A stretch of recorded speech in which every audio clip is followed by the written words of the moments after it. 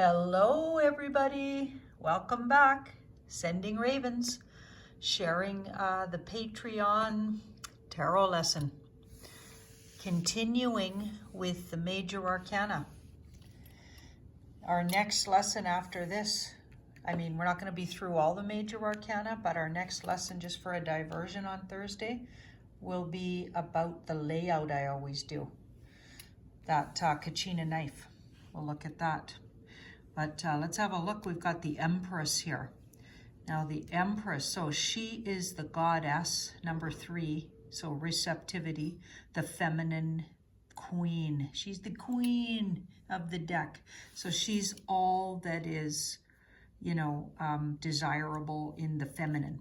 Okay, so she's considered beautiful, desirable. She's considered abundant. Look at how comfortable she is on her cushion here. She's got that symbol of Venus, so she's beautiful, beauty, and all the good things about the feminine. So men can get this card too if they're being really nurturing, loving, motherly, kind, generous. She's wealthy in a way sometimes if she comes up in your money house or somewhere around a question about money. And how you're going to be in the future financially. She's very wealthy. She attracts abundance. See, she's got all this foliage and water, and she's got all the elements there. She's growing wheat. Whenever you see wheat in a picture, money, abundance, because these were drawn in the 17, or it might have even been the 1600s, the original drawings. So wheat meant, like if you had wheat fields and lots of nature, and water on your land, you have abundance, right? If you can grow crops and you have nature, and so that indicates you have some land, and then water, right? So those are things you need to grow and, survive. And yeah, that would be considered wealth. Also her dress, we have pomegranates again. Look closely at her dress. Pomegranates, remember the high priestess with the pomegranates? Okay, that's about fertility. So she can be the mother of, either your mother, a symbol of motherhood. She could be a mother. She could be pregnant. She even looks like she might be pregnant, right? She's certainly not wearing a tight-fitting dress, so hard to tell, but potential pregnancy there. If you were asking about motherhood potential, someone was wondering if they were going to be a mother, and this was the near future or well aspected in the reading.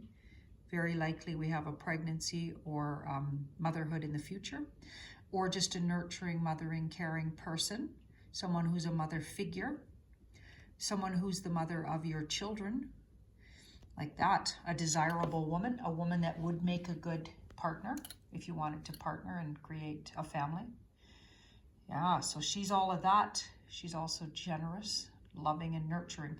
Now, if she ends up as an archetype for a tarot class, nurturing to others, you're going to learn tarot and use it in a nurturing way, which I hope I do. You're going to be generous with it. You're going to give good motherly advice with it, right? So it's a great card to have. You could even become wealthy by doing tarot. You could do well because she attracts abundance. So it could be a source of income for you in the future. So that, yeah, really great card as an archetype. They all have good qualities as archetypes. Even like somebody was saying, oh, they got the Justice card or they got the Death card. It's like, you know what? There's going to be something good about that. Trust me. We're going to try to get through those. But I have to keep these to 15 minutes because it won't let me put them up.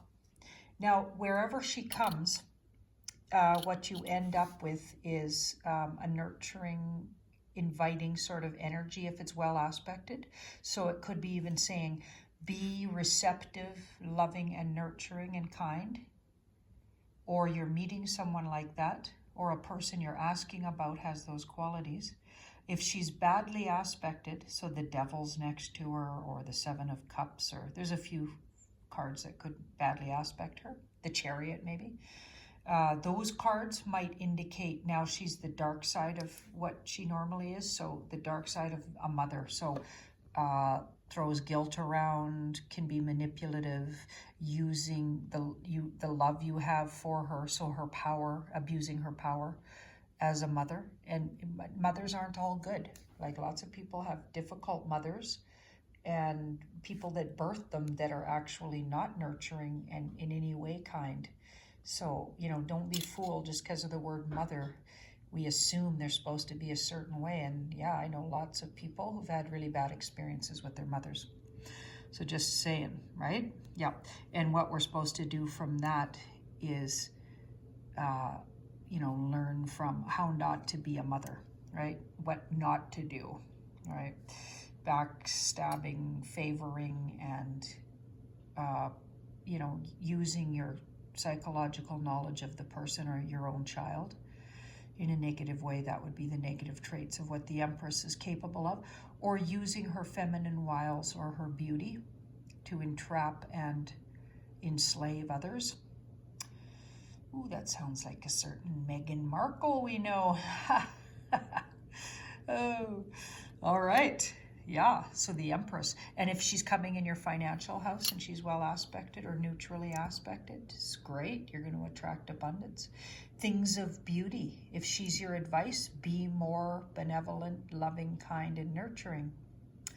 And love yourself. She loves herself. She loves herself enough to take good care of herself. So she'd never be seen out, all scruffily looking. She always takes care of her appearance, right? So if it's asking you to do this more, maybe either think about being a mother, be more nurturing and kind, and look in on your mother, look in on your children, think about motherhood issues, all kinds of ways that could be prompting you. So you have to look around the reading. And if it's your challenge, maybe you're being too nurturing or too mothering. Sometimes in a relationship, we're not here to be the mother of our partner, right? Ladies, right? We sometimes do that where we become too much the mother. Now we're taking care of even our full-grown male adult partner, or if we're same-sex relationships, full-grown partner.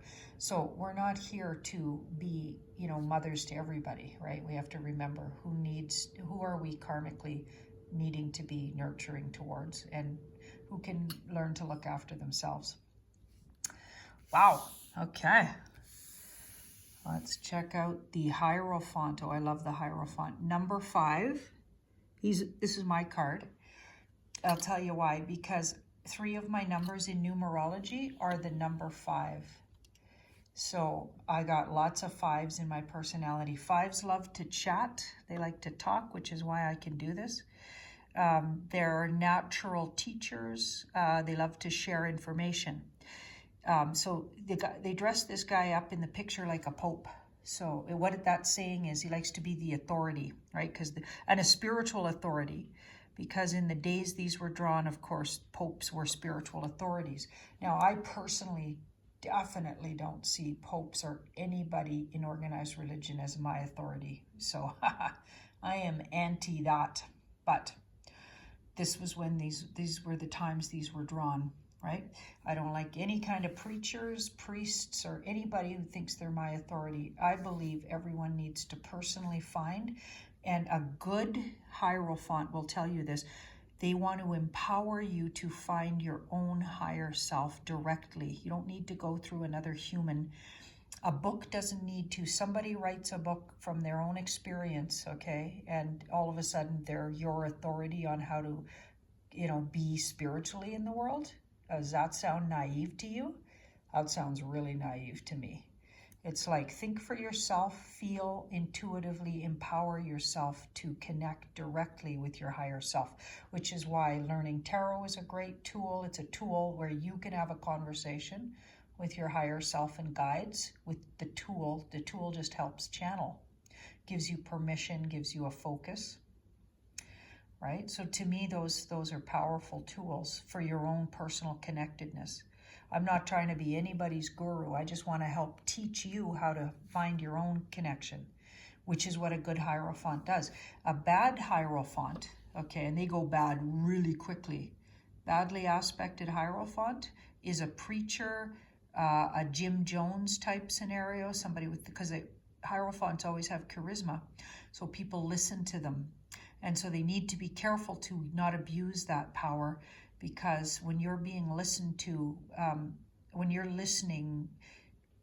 being listened to by a lot of people, you need to empower them to find their own way. You're not trying to be the authority on something, the ultimate authority, right? You're just trying to help them empower themselves to find their own connection and see their own worthiness. It's about empowerment. But negative Hierophants, dark side of Hierophants, are preachers, evangelists, anybody who's trying to just make money from telling you how to connect, the go-betweens that keep you distant from your own spiritual, connectedness.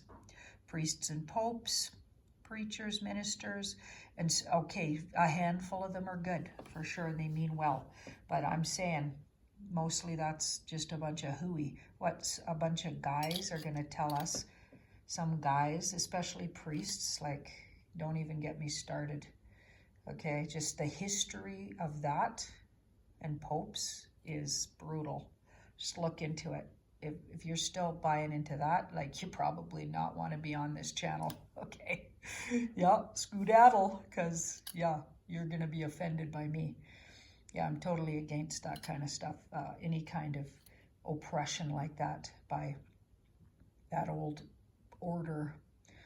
Yeah, and their history is so dark. But anyway, we won't go off on that tangent. The Hierophant, yeah, badly aspected, is abuse of power and or overuse of advice and wanting to be the authority and take over thinking for you. And the positive is being helpful and guiding and being the visual. So the way this spiritually they talk about this card, this Hierophant personality is the visual face of God or the goddess on the earth plane.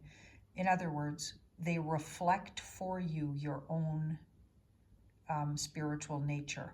So they're trying to empower you with it. They're not trying to be that for you. And as soon as they try to be the authority, that's when they're going dark.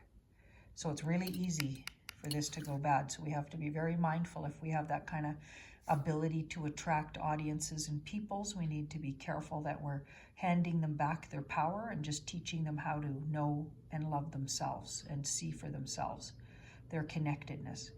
Now, when the card comes in a more mundane way and it is not talking archetypally, then it talks about, on the most sort of mundane level, organized chaos. So it could come in the area of your workplace or what you're like at work. So you're somebody who is a multitasker, an incredible, even considered the authority in certain areas. So the go-to person, you got 100 things on the go, and you don't look organized, but you have a system. That would be well aspected. If this goes badly aspected, it can be pure chaos and things are just getting out of hand and need to be controlled. So yeah, this card's interesting. And if it comes and it seems to be ominous and there's other big higher cards around, like major arcana cards, it could even be talking about big dark energies around, like Illuminati and powers that be that are in authority, hidden authorities. And if next to the devil, it could be talking about, dark powers, like the Vatican, things like that, right? Popes, for sure. Most of them really dark energies. So yeah, the dark arts, people that know things spiritually and they're manipulating others with it, that would be badly aspected. Well aspected, you are a teacher on some level. You are here to teach, or you've met your spiritual teacher, because sometimes people are seeking a teacher. And if this card comes up and it's well aspected when you're asking a question about, am I going to meet my teacher? Look around. Is it a spirit world teacher? Because a lot of my teachers, what I consider teachers, were actual spirit energies. I had a big white wolf that taught me a lot, a spiritual energy. And when I really need that wolf, he comes. I can always hear a rustling sound just before he shows up, and I can just feel him. Yeah, so everybody has different ways personally that they can be taught, and when they open up to it. And sometimes this card, if it's your advice, open to your spiritual teacher, or sometimes it's saying, notice that you are a spiritual teacher. So if you get this as your archetype for the class, guess what? You could get good enough at this that you have the kind of charisma you could be teaching this someday. Or you're a natural teacher, speaker, natural teacher, speaker. Sometimes it's talking about the media too, because it's somebody with a lot of charisma. But you'd have to have some wand cards around that, right? You'd need some wand cards to create that into a media card. Let's see. Oh, we're past the 15 minutes, so I'm going to have to stop it here, everybody. Okay, and we'll have another 15 minutes up a little later.